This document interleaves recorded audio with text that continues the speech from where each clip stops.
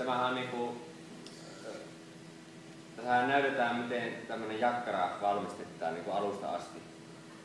Eli tuolta lähdetään niinku materiaalikatkaisut, no mitä sitä sitten lähdetään tekemään. Sahhaukset, liimaukset, höyläykset, sitten eri työstöt. Ja täällä se on niinku valmiina. Ja tässä on niinku sitten meillä aina joka työvaiheesta löytyy tämmönen niinku QR-koodi, jolla pystyy katsoa, me on tehty näiden koodien taakse niinku ohjeita. Eli kaikki ohjeet alusta asti. Miten vaikka tässä tehdään pyöristyksi. Tästä löytyy tämän takkaa sille ohjeet.